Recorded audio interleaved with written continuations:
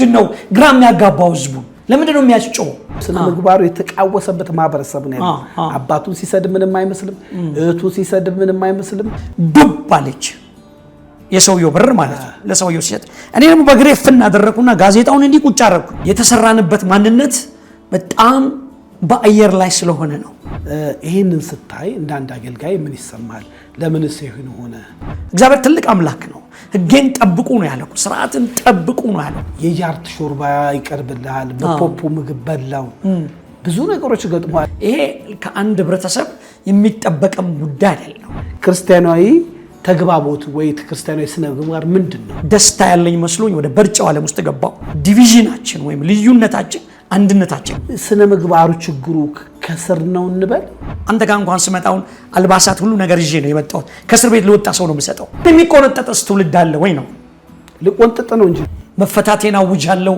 ለጠላቴም ነግረዋለሁ በበገዳም እቆማለሁ የድል ዜማና ዜማን በመርካቶ ተክለ ሃይማኖት ሱቅ በ3.3 ሚሊዮን ብር ሙሉ ክፍያ ከሜሪት ፕሮፐርቲስ በዱባይ ስታንዳርድ በላቀ ኮንስትራክሽን ፍጥነት ለገበያ ምቹ በሆነ ዲዛይን ያለምንም ተጨማሪ ክፍያ በኔት ኤሪያ ከ825 ሺህ ብር ቅድመ ክፍያ ጀምሮ በፉል ፊኒሽድ ማለትም የሴራሚክ ስራዎች የበር የመስኮት የቀለም ስራዎች ጥንቅቅ አድርገን በአንድ አመት ጊዜ ውስጥ ቁልፉና አስረክቦታለን 11 ካሬ 16 ካሬ 22 ካሬ እንዲሁም የ32 ካሬ አማራጮችን ከግራውንድ እስከ 3ኛ ፎቅ ማግኘት ትችላላችሁ ቀድሞ ለሚመጡ 10 ደንበኞች የ15% ልዩ ቅናሽ አዘጋጅተናል የቀሩን ሱቆች ውስን ስለሆኑ ፈጥነው በ0982 58 7983 ይደውሉልን ሜሪት ፕሮፐርቲስ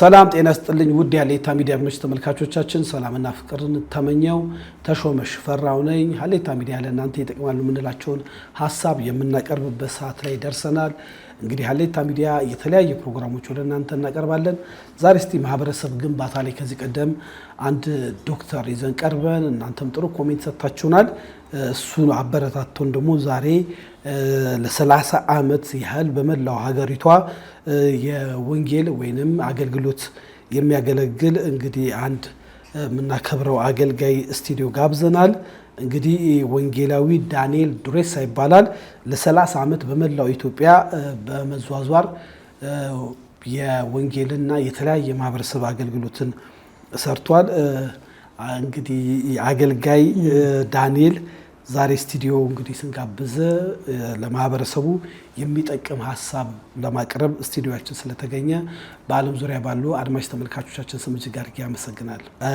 ከትልቅ ይቅርታ ጋር አንተ አዲስ አበባ ተወልደ በመላው ሀገሪቱ ከቤተሰብ ጋርም ተዟዙረ የማህበረሰቡን ስብጥራዊ ሁኔታ ሁሉን ነገር ታውቃለህ በተለይ ቤተ እምነት ላይ ብዙ ጊዜ እንደማጥፋት ከቅርብ ጊዜ በኋላ በሶሻል ሚዲያ የሚለቀቁ በተለይ በወንጌላውያን ቤተክርስቲያን ውስጥ ያሉ ስብከቶችና ይሄ ደግሞ ማህበረሰብ አንቂነን የሚሉ ሰዎች ፍጹም ከወንጌላውያን ቤተክርስቲያን ስብና በራቀ መልኩ በሽሽቅ በሚመስል መልኩ ስድብ ምናምን እናያለን አንተ ደግሞ ረዘም ላለ አመት በዝምታ በትልቅ ቤተክርስቲያን ውስጥ ወንጌልን ስታገለግል ቤተክርስቲያንን ስትተክል ከእንደ ሙርሲም ጋምቤላም ሱማሌም በድምጽ አልባ ስታገለግል ነው እንግዲህ ያለኝ መረጃ ይሄንን ስታይ እንዳንድ አገልጋይ ምን ይሰማል ለምንስ ይሁን ሆነ በተለይ በወንጌላውያን ቤተክርስቲያን ውስጥ የምናያቸው ያልተገቡ አካሄዶች የሐሰተኛ ነብይ መፍላት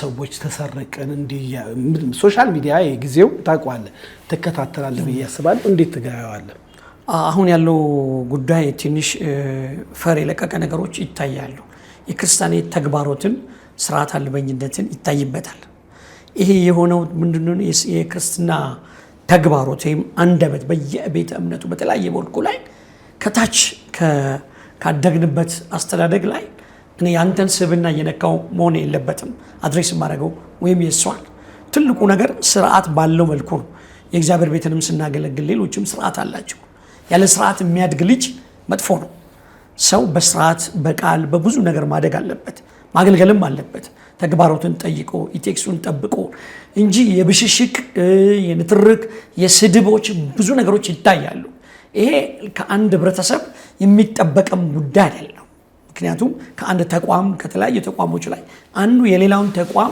አክብሮ ጠብቆ ነው መቀጠል ያለበትም። ከዚህ በፊት በኢትዮጵያ ውስጥ ስንኖር እኮ ተግባሮቶች አሉ፣ ግብረ ገብነት አለ። ከትምህርት ቤት ጀምሮ ብድግ ብለን ጉድ ሞርኒንግ ቲቸር ብለን ተቀብለን አስተናግደን አስተማሪ ተማሪን አክብሮ ከቤት ምክንያቱም አንድ ተግባሮት የሚጀምረው ከቤት ነው፣ ከቤተሰብ ነው የሚጀምረው። ከቤተሰቦቻችን፣ ከልጆቻችን፣ ከህብረተሰቡ እንደዛ እያደግን ነው ህብረተሰቡንም ሁሉ እየጠበቅን ነው አንዱ ያንዱን። ምክንያቱም ትልቁ ነገር እኮ አሁን በጉድ ኒውስ ላይ እኛ ስንሰብክ የምስራች ወንጌል ነው የሚሰብከው። የምስራች ወንጌል ስንሰብክ በስድብ አንጀምርም። አንዱ ሌላውን በማንቋሸሽ አንዱ የሌላውን ዶክትሪንን የኔ ነው ንክክል በማለት አይደለም። በጣም መሰረታዊ የሆነ ነገሮች የክርስትና ነገሮች ሁሉ እየለቀቁ ነው ያሉት። አገራዊ ነገሮች ሁሉም ህብረተሰብ ውስጥ የሚታዩ ችግሮች፣ እነዚህ ነገሮች ለምንድን ነው ጎላ ብሎ የወጡት ብዬ ሳስብ የተሰራንበት ማንነት በጣም በአየር ላይ ስለሆነ ነው። ምክንያቱም አየሩን የያዘው እነዚህ ብልጣብልጦች ወይም ደግሞ ተናጋሪዎች፣ ተንታኞች በሚሉ በፖለቲካውም አንጻር ነው። ምክንያቱም አሁን እኔ እናንተ ከተለያየ ህብረተሰብ ከተለያየ ነገር ነው የመጣ ነው። ግን ዲቪዥናችን ወይም ልዩነታችን አንድነታችን ነው። ምክንያቱም ዳይቨርሲቲውን ጠብቀን በዩኒቲ ነው መኖር ያለብን። ዩኒቲ ደግሞ እግዚአብሔር ነው ራሱ። እግዚአብሔር የፍቅርና የዩኒቲ የሥነ ምግባር አምላክ ነው። እግዚአብሔር ትልቅ አምላክ ነው። ሕጌን ጠብቁ ነው ያለው፣ ስርዓትን ጠብቁ ነው ያለው። አትስረቅ፣ አትግደል እያለ የትኛውን ቤተ እምነት ይሄ ተቋም ነው እንጂ ስለ ሃይማኖታችን ብቻ አይደለም መኖር ያለብን። ምክንያቱም የምንገልጸው ክራይስትን ከሆነ እግዚአብሔርን ከሆነ መድኃኔዓለምን ከሆነ ምን ያጣላናል? ምን ያጨቃጭቀናል? ምን ዱላስ ምን ያስመዝዘናል?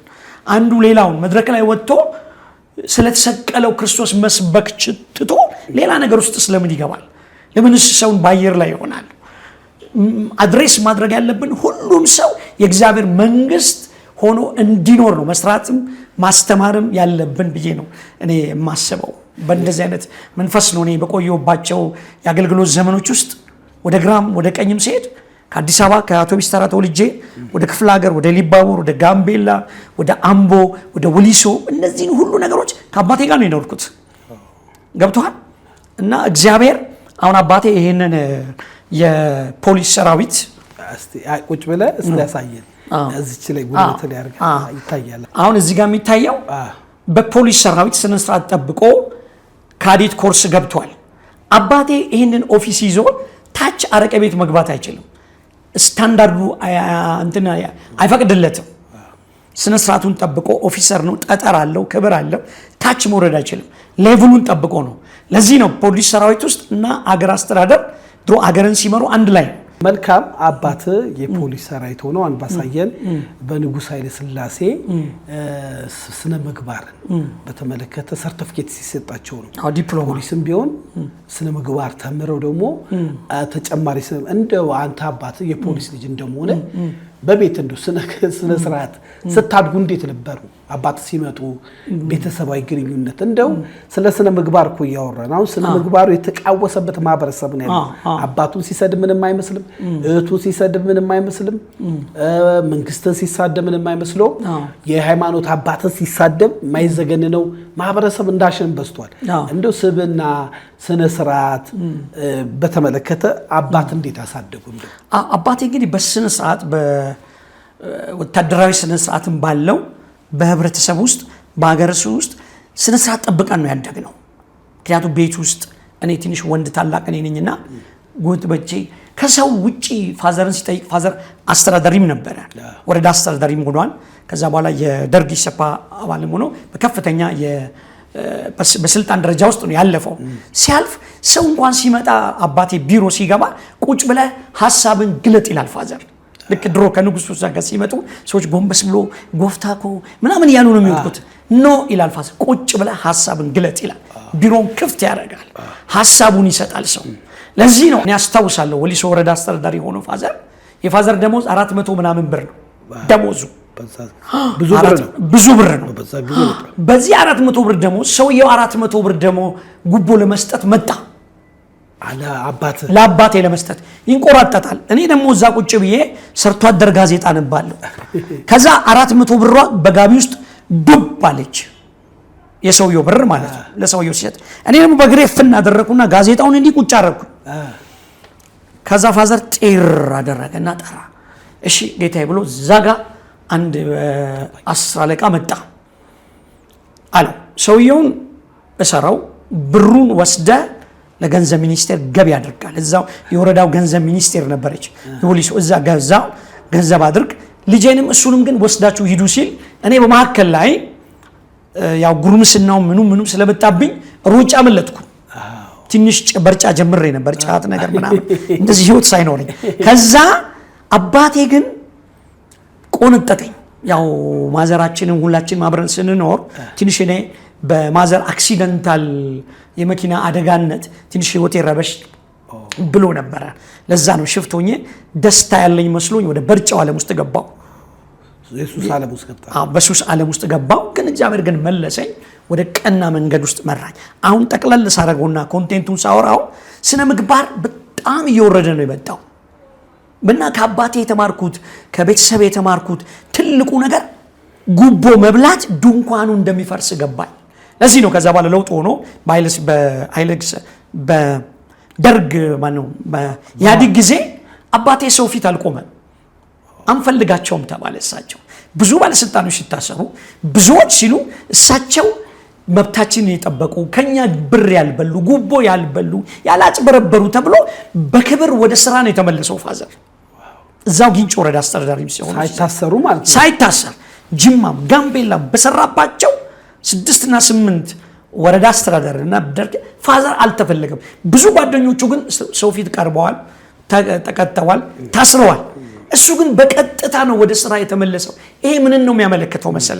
ስነ ምግባርን ነው የሚያሳየው፣ ኢቴክስን ነው የሚያሳየው። እንደው ስነ ምግባርን ስናወራ ያው ከቤተሰብ ነው ብለናል። አሁን ሁሉም ቤተሰብ ልጆቹን ሰንበት ትምህርት ቤት ይልካል። የፕሮቴስታንቱ ደግሞ የሰንበት ትምህርት ቤት አለው፣ የኦርቶዶክሱ አለው። የሙስሊሙ ደግሞ ልጆቹን ወደ ደረሳ ጋር ወደ ቁርአን መቅራት ያስኬዳል። ግን የምናየው ፍሬው እንደዛ አልሆንም። በጣም ግራ ገባን። ይሄንን አያይዤ ሳውራ በጣም አንድ ግራ የገባኝ ቪዲዮ ነበረ። ሰሞኑን አይተው ከሆነ በአንድ ሶሻል ሚዲያ ላይ ወደ አያት አካባቢ አንድ ትልቅን ቤተ እምነት ትልልቅ ሰዎች በእድሜ ትልልቅ የሆኑ ሰዎች ባይሚንስ በምንም መልኩ ይሁን የሰውን ንብረት እንደዛ ማውደብ ተገቢ አይደለም። ወንበሩን ከቢሮ አውጥቶ መቀጥቀጥ፣ እናቶች አሉ፣ ትልልቅ ሰዎች ናቸው። አክብሬ ነው ማወራቸው። ግን በፍጹም ሊሆን የማይገባ ነገር በሶሻል ሚዲያ አየን። የወንጌላውያን ቤተክርስቲያናትም ፍትህ እንፈልጋለን ብሎ መረጃ ወጣ። አሁን ደግሞ በህግ ቁጥጥር ስር ሰዎቹ እንደዋሉ ተሰማ። ከዛ ደግሞ በጣም የተደነኩት ወጣቶች ግን አላዩ። ደስ የሚለው እኔ በጣም የደነቀኝ የሁኔታው ማጣራት ይፈልጋል። አንዳንዱ ቦታው ለህዝቡ የተሰጠ ስለሆነ ነው የሚባል አለ። የለም ለቤተክርስቲያን የተከለለ ቦታ ነው፣ ታጥሮ ህጋዊ እውቅና አለው ይላል። ያንን እኔ ያጣራዋለሁ እኔ ስለሚመለከተኝ። እንደው ግን በጣም የደነቀኝ ትልልቅ ሰዎች እናቶች፣ አባቶች በእንዲህ አይነት ተሳትፎ ውስጥ ችግር ካለ ወደ ህግ አካል መሄድ ነው። እስከ ጠቅላይ ሚኒስቴር ኦፊስና እስከ ፓርላማው ድረስ አቤት ማለት ይቻላል። በዚህ መልኩ ግን ትልልቅ ሰዎች ሲሳተፉ ስታይ ወጣቱን ግን አላየው። እኔ በጣም ተደንቅ ያለውና ስነ ምግባሩ ችግሩ ከስር ነው እንበል። እንደዚህ ጉዳይ ትልቁ ነገር ይሄ ነው። አሁን ወጣቱ እንደምናውቀው ስሜታዊ ሆኖ ምናምን ኢሞሽናል አታይ ብዛጋ። ይሄ ትልቅ ነገር እኮ ነው። አንድ ሰው በየቤቱ ወይም ደግሞ የሰራንበት የወንጌል አቅጣጫ በቤቱ ላይ ቢለጥፍ አትስረቅ፣ አትግደል፣ አታመንዝር ብሎ ይሄ ኮመን የሆነ ነገር በሙስሊሙ በተለያየው እኮ አለ። ሰው የራስን አትመኝ ይላል። በእኛም ባደግንበት እኔ ትንሽ በኦሮሚያ ውስጥ ኖር ያለና ሰፉ ይላል። ሰፉ ማለት የሌላውን ነገር አትንካ ማለት ነው። ስለ ሰፉ ጽፍ ያለው ስለ ሰፉ ተምር ያለው አትንካ ይላል። ደለነ መንጡቂን የሰው አጥር አትንካ፣ የሰውን እርሻ አትንካ እያልኩ ነው ያደጉት ትልልቅ ሰዎች። አሁን የወረደውና በጣም ደስ ያለኝ ደግሞ በዚህ ተሳትፎ ላይ ምንም አይነት ወጣት አታይም። ይሄ እኮ ትልቅ ነገር ነው። እዛ ጋር ወንጌል ገብቶታል ማለት ነው። ልጆቻቸው በጣም ኢሞሽናል ሳይሆኑ ሲቀሩ ህግን ጠብቀው በህግ አግባብ መዳኘት ሲችሉ የከተማው አስተዳደርም የሰጠው ቦታ በህጋዊነት በአግባብ ስቴፑን ጠብቆ ነው እዛ ያለውም የቸርቹ ጉዳይ ማለት ነው። እኛ ትልቁ ነገር ሰው ነፃነት እኮ አለው። ሰው ነፃነት አለው። ነፃነቱ ምን መሰለህ? እሺ ብል ቢታዘዝ ያው የምድርን በረከት ይበላል። እምቢ ቢል ቢያምጽ ሰይፍ ይበላል። ሰው ነፃ ፍቃድ አለው። እሺ ብሎ ቢታዘዝና እዚህ ጋር እንደ ሊያዝ ፓስተር ስትናገር ሰው እሺ ብሎ ቢታዘዝ የምድርን በረከት ይበላል። አዎ እሺ ብሎ አለመታዘዝ ደግሞ ሰይፍ ይበላል። እሱን እናብራራው እስቲ። እሺ ብሎ መታዘዝ በረከት የሚያመጣ ከሆነ እሺ ብለን ሳንታዘዝ ይኸው በሰይፍ እኮ እያለቅን ነው። አብዛኞቹ ያው ያምልኮ መልካለን ኃይሉን የካድን ነው እንደ ህዝብ እንደ አንድ ማህበረሰብ ስታየው ይሄን ነውና እሺ ብሎ መታዘዝ ምን ማለት ነው? አለመታዘዝ እስቲ እንሽ እሷ ላይ ማባራ አዎ ትልቁ ነገር ሰው እሺ ብሎ ከታዘዘ ህገ መንግስቱን ፈራ እግዚአብሔሩንም ከጠበቀ በቤቱ በኑሮ በጠቅላላ በማህበረሰብ ውስጥ ለውጥ ታገኛለህ፣ ሰላም ታገኛለህ። በብሉይ ኪዳንም በአዲስ ኪዳንም የእግዚአብሔር ቃልም ስታወራ እሺ ብሎ ከታዘዘ በረከትን ይበላል እኮ እግዚአብሔር ምሕረትን ያደርጋል፣ ቸርነትን ያደርጋል፣ በጎነትን ለህዝቡ ያመጣል። ምክንያቱም እግዚአብሔር ጻድቅ ፈራጅ ነውና ቅዱስ ነውና። ስለዚህ ህብረተሰቡ ለእግዚአብሔር እንደመታዘዝ አውቆ ነው ተግባር ማድረግ ያለበት። በየቤተ እምነቱ በየተቋሙ የእግዚአብሔርን ነገር መማር አለበት ሰው። የቤተ እምነትን ተቋም አጉልቶ ነው የምናያቸው በብዙ አቅጣጫ አይደለም ነው። ስለ እግዚአብሔር መንግስት ስለ እግዚአብሔር ጽድቅ መነገር አለበት ሰው። በዚህ ምድር ላይ ስንኖር ክርስቶስም ሲመጣ እኮ ጽድቅን እውነቱን አሁን እኔ ዳንኤል ተብያለሁ አይደለም እንዴ? ዳንኤል ብሎ አባቴ ሰምን ሲያነበው ትክክለኛ ቀጥተኛ ማለት ነው። በፋርስም በሜዶ መንግስትም ማንም መንግስታት ይምጣ ግን ጽድቁን ተከትሎ የሚሄድ ጻድቅ ቅዱስ ሰው ነው ዳንኤል ማለት እጅግ የተወደደ ሰው ነው። እጅግ የተወደድክ ሰው ዳንኤል ወይ ነው የሚለው መጽሐፍ ቅዱስ። ስለዚህ ዳንኤል ማለት ቀጥተኛ ፈራጅ እውነተኛ ማለት ነው። ሰው በዛ መልኩ ነው ተቀርጾ ማደግ ያለበት። መንፈሳዊ ህይወቱ ሰው እኮ ቤተ መቅደስ ነው። ሊፈርስ ይችላል ሰው ምንም ማለት አይደለም። ፈርሳል፣ ይሄዳል፣ ያደርጋል። ትልቁ ግን ተቋም እኔ አንተን ሳፈርስ ነው እግዚአብሔር መልሶ እኔን የሚያፈርሰኝ። ሰው የእግዚአብሔር ቤተ መቅደስ ስለሆነ ሰው የእግዚአብሔር ማደሪያ ስለሆነ እዚህ ውስጥ ስለሆነ ስለዚህ ትልቁ ነገር ሃይማኖቶች ከራሳቸው ነገር ወጥተው የእግዚአብሔርን ኪንግደም የእግዚአብሔር መንግስት አጉልተው መናገር አለባቸው። አሁን ቶክስ ነው አንዱ ከዚህ ይናገራል፣ አንዱ መድረኮቻቸው ሁሉ ስለ ቶክስ ነው። አንዱ መልስ ይሰጣሉ። የማያቸው ነገሮች ናቸው። አንዱ ከጅማ ሌላ ነገር ያወራል፣ አንዱ ከዚህ ያወራል። ትክክል እኮ አይደለም። መድረኮቻችን የእግዚአብሔርን ቃል ተናግረን መጨረስንባቸው መች አደረግን? የሌላውን ሌላውስ ለምን እንናገራለን? ለምንስ ደግሞ የሌላውን ተቋምስ እንናገራለን? ይሄ ኢቴክስም አይደለም ተግባሮትም አይደለም እኮ ማጣት ነው፣ ስርዓት ማጣት ነው። ሲሰብኩ ቃሉን ብቻ ሰብከው የእግዚአብሔርን ቃል ተናግረው ለምን አይወርዱ? የሌላውን ቤተ እምነት አለመንካት አለመናገር ተቻችሎ እኮ ነው። ነገርኩ እኮ ዓለም እኮ በዳይቨርሲቲ እንደ ዩኒቲ ጠብቆ ነው የሚኖረው። እኛ ጋር አሁን የመጣ የመደበላለቅ ነገር አለ። የኔ ብቻ የኔ ዶክትሪን ብቻ የምን ሰማያዊ ነው እኮ ህጉ የእግዚአብሔር መንግስት ነው። የማይለወጥ የማይሻር ህገ መንግስት ነው እግዚአብሔር የሰጠው በእኔ ህይወት ውስጥ የሚተከለው እሱ እንጂ እኔ መካኒስ ስላደኩ የመካኒስ እየሰበኩ እንኳን አልኖርኩም። 30 ዓመት ሳገለግል ወጣለሁ ተዘጋጅቼ ወደ ግራም ወደ ቀኝ ሄዳለሁ። እስር ቤት ገባለሁ። እስር ቤት እንግዲህ የባህሪ ችግር ያለባቸው በህብረተሰቡ የተወገዙ የታሰሩ እኔም ታስሬ ተፈትቼ አውቃለሁ። ግን ስወጣ ግን ስነ ምግባር ጠብቄ ነው የወጣሁት። ትልቅ ትምህርት ቤት ነው። እኔ አሁን ቴዎሎጂ ተምሬያለሁ።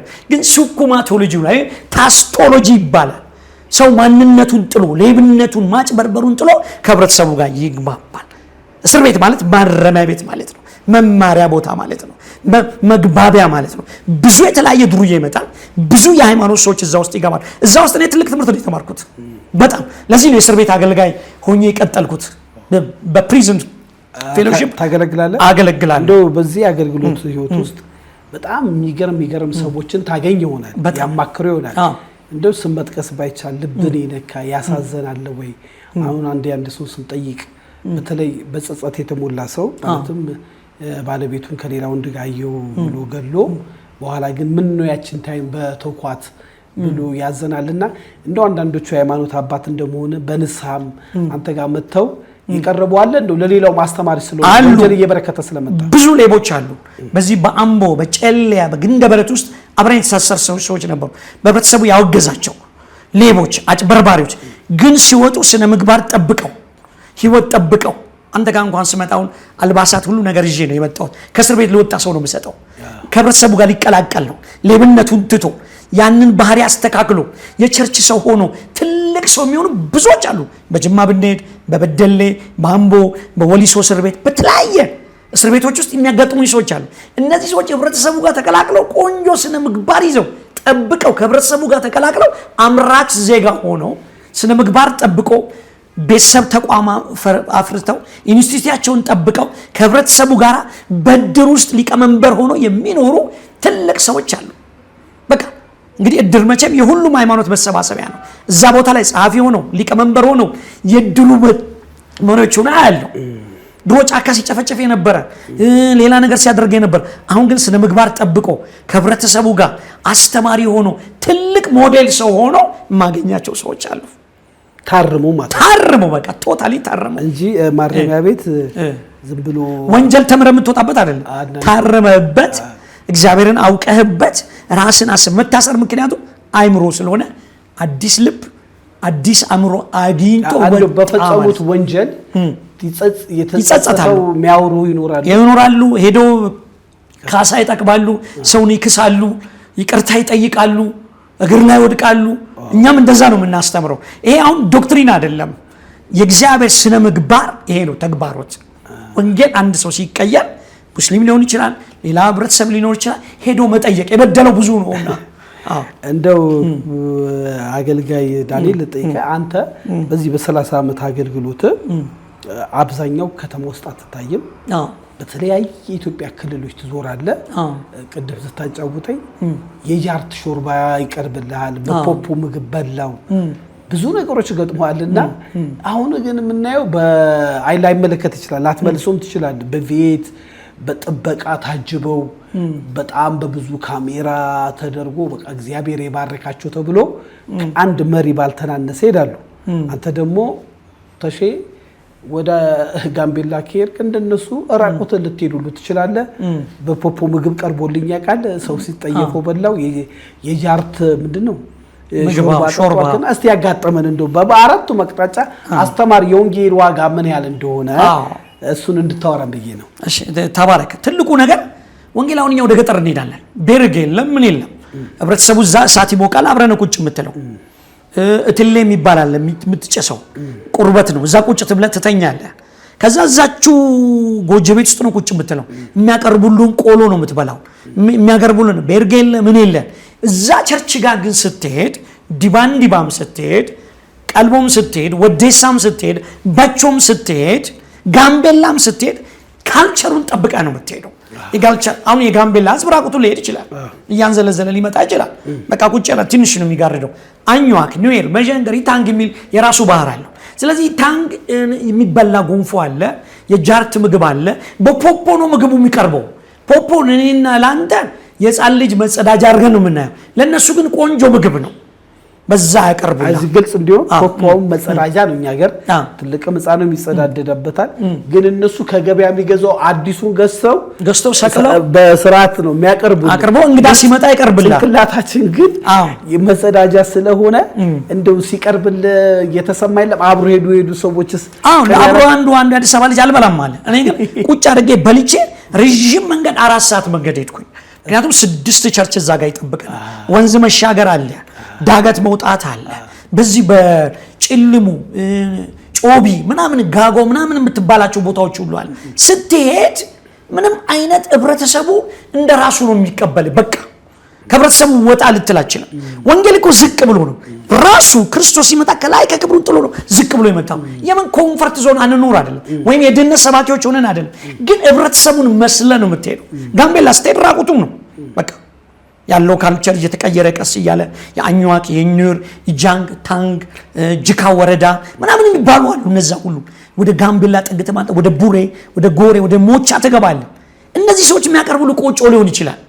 በቃ ግጥም አድርገህ በልተህ አመስግነህ የምትሄደው እንጂ ከተማ ውስጥ ያለውን ማህበራዊ ነገር ላትበላ ትችላለህ። አይ አብዛኛው አገልጋዮች 5 ስታር ሆቴል ካልተው እነሱ አንድ ከተማ እንኳን ቢያገለግሉ ወይ በመኪና በሄሊኮፕተር ሄደው ባይሚንስ ወጫቸው ከፍተኛ ነው። እኛ ይሄን የምናውቀው ነው። ግን አንተ የጃርት ሾርባ ጠጣው አልከኝ። የጃርት ሾርባ ይጣፍጥ ይሆን እንደው ደስ ይላል። ደግሞ በተለምዶ መድኃኒትም ሊሆን ይችላል እኮ አውቀህ ነው በለው። መድኃኒትም ነው አለኝ እኮ ሰውየው። እኔ በለዋለሁ ምንም መድኃኒት በሽታ የሚባል የለኝም ማለት የምንጭ ውሃ ነው የምጠጣው አለ። ይሄንን ነው የምበላው አለ። በቃ ማለት ህብረተሰቡ በሽታ የሚባል ነገር አያውቅም። እግዚአብሔር እንደተፈጠረው እንደተሰጠው ይበላል፣ ያርሳል፣ እግዚአብሔርን እያመሰገነ ኑሮ በቃኝ ብሎ ይኖራል ህብረተሰቡ ማለት ነው። አሁን እኮ በቃኝን አለማወቅ ነው እኮ ያንን ስፍራ ሜንቴነንቱን መመኘት። ይህን ሁሉ እግዚአብሔር ጽድቁን ይስጣቸው፣ ፍርዱን ይስጣቸው። ምክንያቱም እግዚአብሔር እኮ ፈራጅ ነው። ክፉንም ብራዛ ደጉንም መልካሙንም ወደ ፍርድ እግዚአብሔር ያመጣዋል። ጻድቅ ነው፣ ፈራጅ ነው እግዚአብሔር። እዚህ ልንፈርደው ልናደርገው አንችልም። እነሱም ይሁኑ እያልን አይደለም እኮ አያስፈልግም እያልን አይደለም። እንሄዳለን፣ በመኪናም እየሄድን እኮ ነው። እኛ መኪናም አላጣንም እኮ እንሄዳለን፣ እንመጣለን። በ11 ቁጥርም እንሄዳለን። ትልቁ ነገር ግን የአገልጋይ መለኪያው ይሄ አይደለም። የሚያጅበኝን እኮ መንፈስ ቅዱስ አለ፣ ሰራዊት አለ። እንደ ቆሙ ጠባቂ እግዚአብሔር እኔን ጠብቆ ነው እኮ እዛ ጋር የሚያሳፍረኝ። እኔ ሐረር ስሄድ አንድ ጊዜ ሜንጫ ገጠመኝ። ሜንጫ እንደዚህ ከዛ እነሱ እዛ ቁጭ ብሏል። ዘምርልን አለኝ አንዱ። ዘመርኩለት። ሽፍታ ናቸው ውስጥ ነው ግልጽ አድርጋ ቡሬ ከባቢሌ ጋር አጋጠመኝ። ባቢሌ ከሐረር ወጣ ትላለች። አጋጠመኝ። ከዛ ዘመርኩላቸው የድሮ መዝሙር የማቀው የታደሰ ሸቴን መፈታቴን አውጀ ዘምርልን አሉ። አውቆ ወይ ያውቃ የሚያውቃለ ባክ ያረገ ሰው አለ እዛ ውስጥ ግን ወታደር ሆኖ ሻምበል ሆኖ ባክ ያረገ የታደሰን መዝሙር ትችላለህ አለኝ። አዎ አልኩት። መፈታቴን አውጃለሁ፣ ለጠላቴም ነግረዋለሁ፣ በበገዳም እቆማለሁ፣ የድል ዜማና ዜማለሁ። እዚህ 5 ኪሎ ዘማሪ ነው ታደሰ ሸቴ። ድንቅ መዝሙር ነው። አለቀሰ፣ ንስሐ ገባ። አንድ ሰው እንዳይነካው ብሎ ብዙ ለሰዓት መንገድ ሸኙኝ። መሽቷል፣ መኪና ተበላሽቷል፣ ሎንቺን ተበላሽቷል። አስገብተውኝ ተመለሱ። ወደ አምነቶቹ ማለት ነው ሽፍቶቹ ቤተ እምነት አድርሰውኝ አንኳክተው ይሄ ምንድነው መሰለ ለተጣለው ለግራ ለተጋባው ሰው መፍትሄ ልትሆን ነው እንጂ የመጣው አንተ ራስን ኤግዛጀሬት አድርገህ ልትናገር ወይም ደግሞ አይደለም። አሁን ግራ የገባን ጉዳይ ይሄ የግራ የገባን ስለ እኛ ግራ አልገባንም፣ ግን ወንጌል መልኩ ይሄ አይደለም። የሌላውን ተቋም ማክበር፣ ስነ ስርዓት መጠበቅ ይሄ ነው መግለጫችን። ህይወታችንም ይሄ ነው መሆን ያለበት። እንደው አያይዘ ሰዓትም እንዳይገድበን ሐሳባችን ሳንጨርስ ሰዓት እንዳይደብን እንደው የክርስቲያናዊ ተግባቦት እንደየቤተ እምነቱ ቢኖርም እንደው ግን መጽሐፍ ቅዱሳዊ መሰረቱ ክርስቲያናዊ ተግባቦትና ክርስቲያናዊ ስነ ምግባር መገለጫዎቹ ምንድናቸው? አሁን ተደበላልቋል። የሃይማኖት አባት ሆኖ እንደየቤተ እምነቱ ሲሰዳደብ ነው የምታየው። ከዛ ደግሞ ከታች የፈላው ቲክቶከርም ይሰዳደባል ከቤተ እምነቱ ህግጋትና ውጪ። ልክ ፈጣሪ ተጣላና ተሰዳደብልኝ ያለ እየመሰለው የሚሳደብ ሰው ነው የሚታወቀው። ስርዓት ያለው የሚያስታውቅ የሚሰራ አይከበርም እዚህ ሀገርና እንደው የክርስቲያን ደሴት የምትባል ሀገር የክርስቲያን ብዙ ታሪክ ያላት ጥንታዊ የሆነች ሀገር ህዝቡ ተጨንቋል። ግማሹ ይታገታል፣ ግማሹ ከቤተ ክርስቲያኑ ተቃጥሎ ይባረራል፣ ግማሹ ብዙ ነገሮች እናያለንና ምናነበው ቅዱሱ መጽሐፍ የሁሉም በተለይ ለክርስቲያኑ ነው የምናወራው። ክርስቲያናዊ ተግባቦት ወይ ክርስቲያናዊ ስነ ምግባር ምንድነው? ስነ ስርዓት ተግባሩ ወይም ኮሙኒኬሽኑ መሰራት አለበት በታች ህብረተሰቡ ጋር ኬጂ ጋር ከቤት።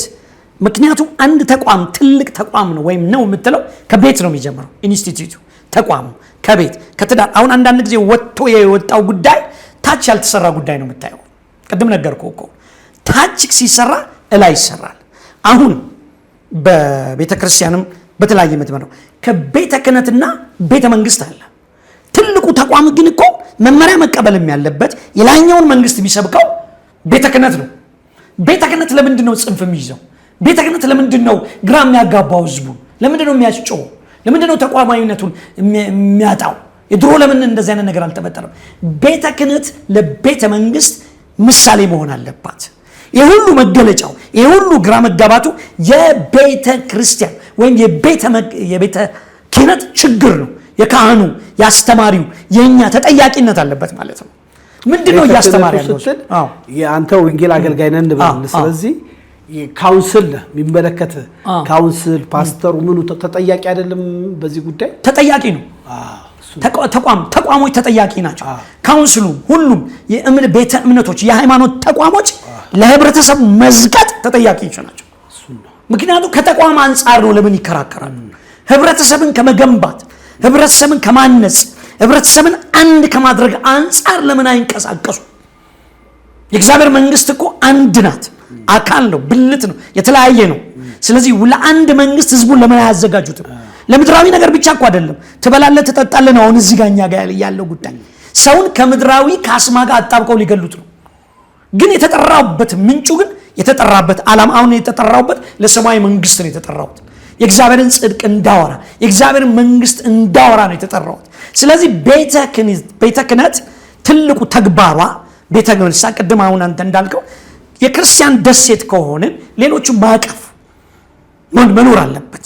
ብዙ ጊዜ በአጼዎቹ የተለያየ ነገሮች እኮ አለ አይደል? አሁን ቅድም ነገርኩህ እኮ አጼዎቹ ከቤተ ክህነት ይቀበሉ ነበር፣ ይፈሩ ነበር አይደለም እንዴ? አሁንስ ደግሞ ያለው ኢንስቲትዩሽኑ ወይም ሕገ መንግስቱ አሁን በሰጠን እድልና የ5 ዓመት የምርጫ ሂደቶች ውስጥ ለቤተ መንግስት መጸለይ፣ ማድረግ፣ ማዋጣት አሁን ሐሳብ ያላቸው ሰዎች እየመጡ ነው። በአሜሪካን ሀገር ውስጥ ዲሞክራቲክና ሪፐብሊክ አለ፣ ሐሳብ አላቸው፣ ይፋጫል። አሁን ገብቷል። ህጉን ለማሻሻል ለመናገር አንድ ወጥ የሆነ ህብረት የዘቀጥንበትን ጉዳይ ቤተ ክህነት ብቻ ወይም ደግሞ ቄሱ ወይም ካህኑ ብቻ አይደለም ማድረግ ያለበት፣ ሁሉም ሰው መሆን አለበት፣ መጠራት አለበት። እኛ የተጠራ ነው እኮ ስናገለግል ማለት ነው። የእግዚአብሔር ሐሳብ ስናወጣ ቅዱስ ካህን ህዝቦች ልትሆኑ ነው ይላል። ካህናቶች ልትሆኑ ተጠራችሁ ነው የሚለው እግዚአብሔር ቃል። ካህን ልንሆን የእግዚአብሔር መንግስት ልናገለግል የተጠራን ሰዎች ሁሉንም በዚህ መልኩ የሚገራ ነገር ያስፈልጋል። እና በመንግስት አቅጣጫ እንደዚያ እኮ ነው። ሃሌሉያ። ሰው ሁለት አይነት ነገር አለው። በትረ መኮንን አለው። አሁን ቅድም ድሮ ፋዘር በትረ መኮንን ይይዛል። በትረ መኮንን ማለት ሰው ካመፀ ልትመታው፣ እሺ ካለ ከታዘዘ ቅድም እንዳልኩ ልትመራው፣ መብቱን ልትጠይቅለት ነው። ካመፀ ግን በትረ መኮንን ሁለት ነገር ነው የሚሰራው። ላመፀው ይመታው፣ የህግን አግባብ ያስፈጽምበታል። በቃ የትም ዓለማት ያለ ነው። እኛ ዓለም ላይ ብቻ የሆነ ጉዳይ አይደለም። እዚህ ሀገር ሽሩሩ በስቷል። አዎ ግድ ማስገባት አለበት ወደ መስመር። ሽሩሩ በስቷል። ሽሩሩ ሳይሆን መንግስት አድሚኒስትሬሽን ሲያደርግ እንግዲህ የራሱ መዋቅር የራሱ አሰራር ሊኖረው ይችላል። የሚታገሰው ነገርም ሊኖር ይችላል። እንደዛ ቦታ ላይ ቁጭ ብለን ስናስብ አቅፈ ነው የምታኖረው ህዝቡ። አባት የተለያየ ልጆች ቢኖሩ የተለያየ ካራክተር አላቸው። ጠጋ ታረጉና ቆንጠጥ ታረጓላ። ግን የሚቆነጠጥስ ትውልድ አለ ወይ ነው? ሊቆንጠጥ ነው እንጂ የሚለው ሊቆነጠጥ አይችልም። ድሮ ና ትለውና ልጄ ጎሽ ምናምን ብለው አምጥተህ ትቆነጥጠዋለህ። ስትቆነጥጠውና ከዛ ስርዓት ታስይዘዋለህ። አሁን ግን አይቆነጠጥም፣ ጥሎ ሊጠፋ ይችላል። አንተ ቅድም እንዳልከኝ ፌስቡክ አለ፣ ምኑ አለ፣ መገናኛ ብዙሃን አለው። አሁን ተቋሞች የኛ መልክ የላቸውም እያሉ ሰሞኑን የሚወራ የሃይማኖት ወይም ደግሞ የቤተ እምነት ታላላቅ ድሮ ዋጋ የከፈሉ ቤተክርስቲያኖች አሉ። እኔ አንዱ መካኒስት ነኝ። ስርዓት አለው፣ ቃል አለው፣ የጊዜው ቃል አለ፣ የመልእክት ቃል አለ። በመድረካችን ላይ ትክክል ነው። ቀጥ ብለህ ዝም ብለህ ወንጌል አትጀምር።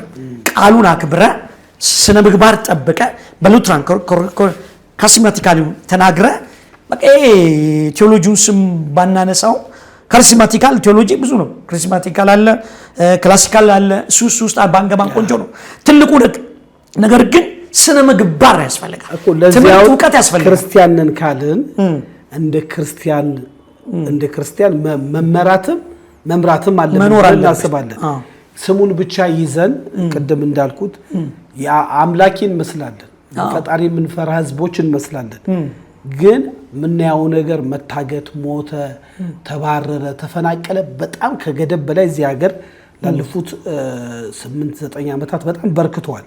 ስለዚህ ይህንን ነገር ኃላፊነት ወስደው ህዝቡን ማስተካከል ያለበት ቤተ እምነቶች ነው ማለት ነው። ቤተ እምነቶች ናቸው።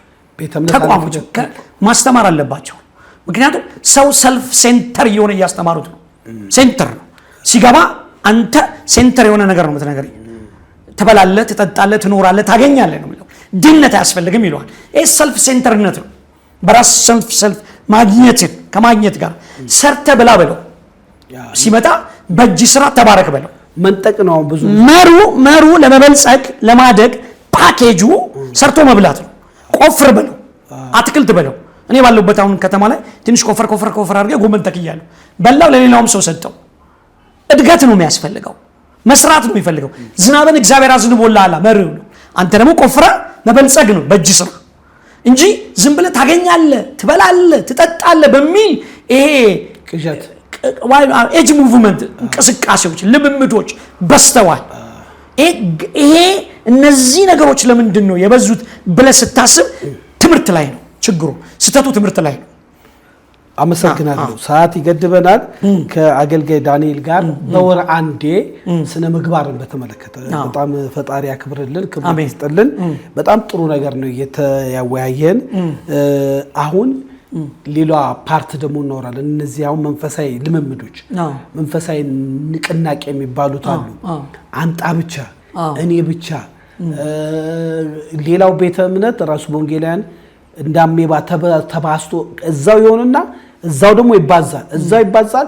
ሰው ራሱ ወዴት መሄድ እንዳለበት ግራ ያየበት ቦታ ነውና እሱን ጊዜ ወስደን እናወራለን። ግን አሁን መተው ሐሳቦትን ብንጠቅለል አድርገን ስነ ምግባር ክርስትናና ጠቅላላ ከራሱት ማስተዳደግ ስላወያየን እጅግ አድርጌ አመሰግናለሁ። እሺ እኔም አመሰግናለሁ። ውድ የሀሌታ ሚዲያ አድማጭ ተመልካቾቻችን የዛሬው እንግዲህ በሰል ያለ ውይይታችን ይመስላል። ይህ ፕሮግራም ሰብስክራይብ፣ ላይክ፣ ሼር፣ ኮመንት በማድረግ ለብዙዎች ተደራሽ እንዲሆን አድርጉ።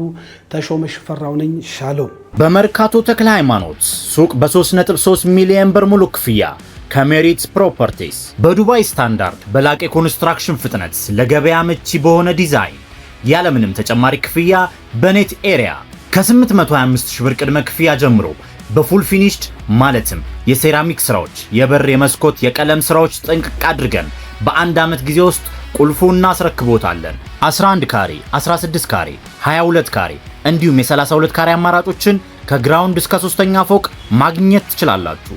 ቀድሞ ለሚመጡ 10 ደንበኞች የ15% ልዩ ቅናሽ አዘጋጅተናል። የቀሩን ሱቆች ውስን ስለሆኑ ፈጥነው በ0982 58 7983 ይደውሉልን። ሜሪት ፕሮፐርቲስ